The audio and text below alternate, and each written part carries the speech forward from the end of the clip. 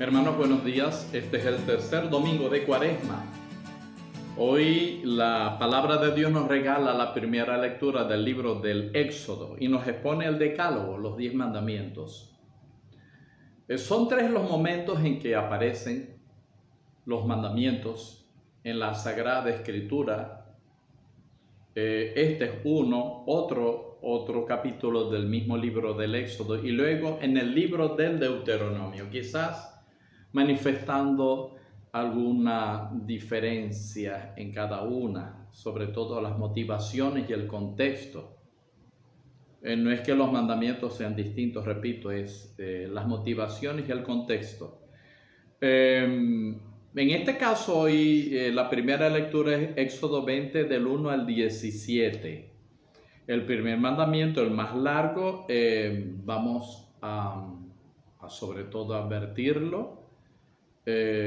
Cuando dice no habrá para ti otros dioses delante de mí. Este mandamiento quiere proteger al pueblo de Israel, al pueblo de la antigua alianza, de caer en el politeísmo. Era sabido que cuando un pueblo, un imperio conquistaba a otro, y era algo que pasaba mucho en la historia de estos pueblos antiguos, al llegar ahí no solamente se imponían políticamente, sino también religiosamente. Así que si Asiria conquistaba a los filisteos tenían que aceptar los dioses que querían los asirios. Y la costumbre de estos pueblos es que tenían muchas imágenes, creían en muchos dioses, no en uno solo. Israel, la fe de Israel tiene que ser protegida en un monoteísmo y conservar la fe, la creencia en un solo Dios, no en varios dioses, porque se corría el riesgo entonces de que este Dios ocupara el puesto de este. Hay un solo Dios. Por supuesto que cuando aplicas esto a tu vida, te das cuenta que a veces colocas personas y colocas cosas materiales y quizás a tu propio ego en el lugar de Dios, y en ese sentido caes en la idolatría. Otra cosa importante que podemos observar es una especie de casuística, una ley casuística en algunos momentos. Si haces esto, pues te puede pasar esto. Cuando se enuncia el primer mandamiento, por ejemplo, dice que si te llegas a postrar ante otros dioses, yo Yahvé tu Dios, soy un Dios celoso, castigo la iniquidad de los padres en los hijos hasta la tercera y cuarta generación de los que me odian. Pero tengo misericordia por millares con los que me aman y guardan mis mandamientos. O por ejemplo, no tomarás en falso el nombre de Yahvé, porque Yahvé no dejará sin castigo a quien toma su nombre en falso. Entonces se hace algo y se transgrede esa norma o se cumple esa norma y hay consecuencias positivas o negativas. ¿Qué otra cosa podemos observar? Bueno, podemos observar también que este código es una inspiración de los deberes y derechos que aparecen juntos. Tienes el derecho de respetar a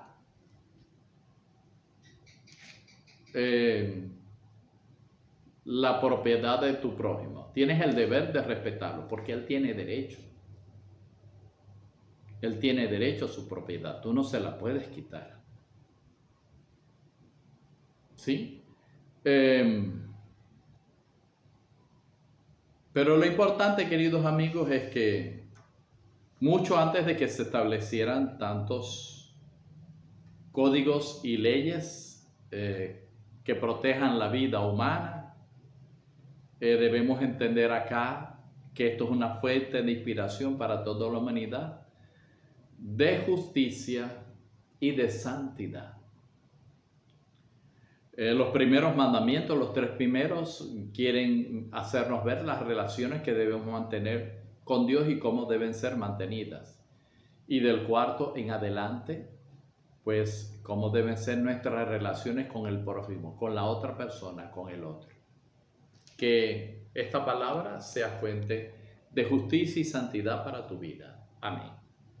Amigos, y la segunda lectura de la primera carta de San Pablo a los Corintios, capítulo 1, versos 22 al 25, muy breve como vemos. Dice así: mientras los judíos piden señales y los griegos buscan sabiduría, nosotros predicamos un Cristo crucificado, escándalo para los judíos, necedad para los gentiles, mas para los llamados, lo mismo judíos que griegos, un Cristo fuerza de Dios y sabiduría de Dios. Porque la necedad divina es más sabia que la sabiduría de los hombres, y la debilidad divina más fuerte que la fuerza de los hombres. Todo lo que hemos leído realmente comienza con un discurso de San Pablo desde el versículo 1. Nosotros estamos en el verso 2 al 25, ¿no? Incluso va a pasar el capítulo 2, etcétera, donde San Pablo tiene que luchar contra la división que existe en los cristianos de Corintio, que si es de Pablo, que si es de Apolo, que si es de Kefas.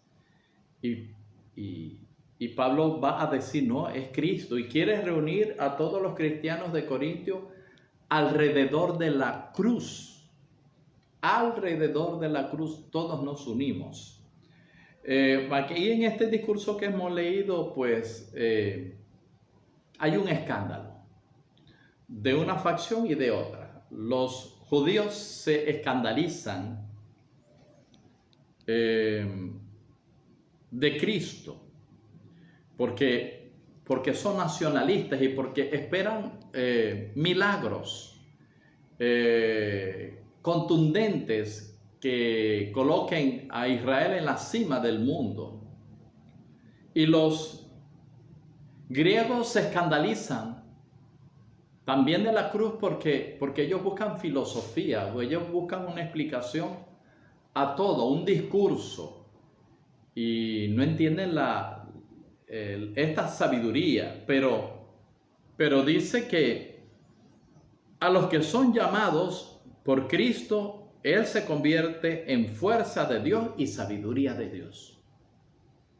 Y esta fuerza que ofrece, dice acá, y esta sabiduría,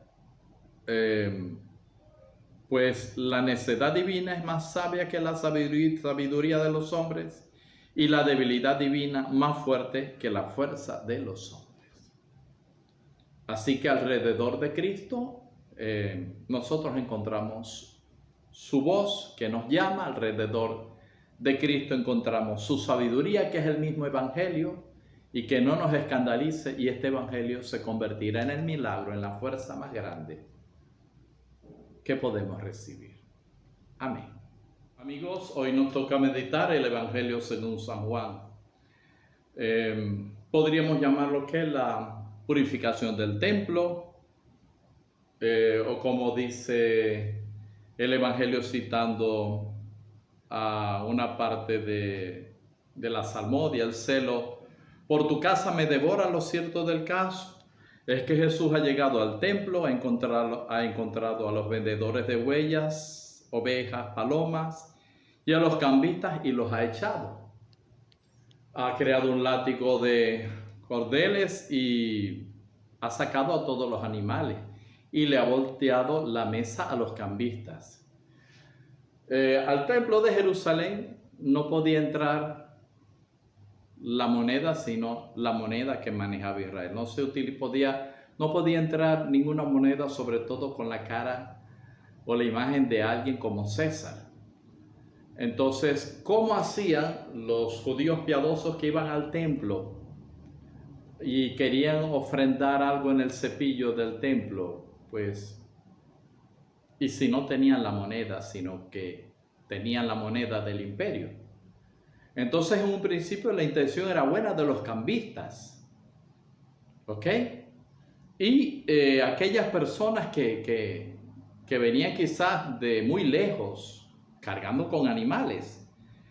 Entonces, estas personas que se ponen a vender estos animales para el sacrificio, tenían una buena intención. El problema es que empieza a desvirtuarse la cosa. Y entonces ya que yo parece un mercado, entonces ya no tiene sentido lo que se está haciendo, porque se va a comprar animales y a cambiar monedas y ya está. ¿Y el templo qué?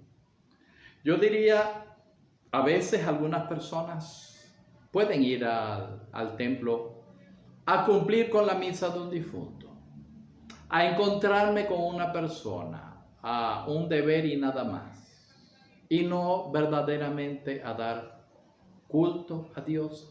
Y es que es lo que nosotros debemos cuidar. Por eso, el celo por tu casa me devora. Que así sea en tu corazón. Dios te bendiga en el nombre del Padre y del Hijo y del Espíritu Santo.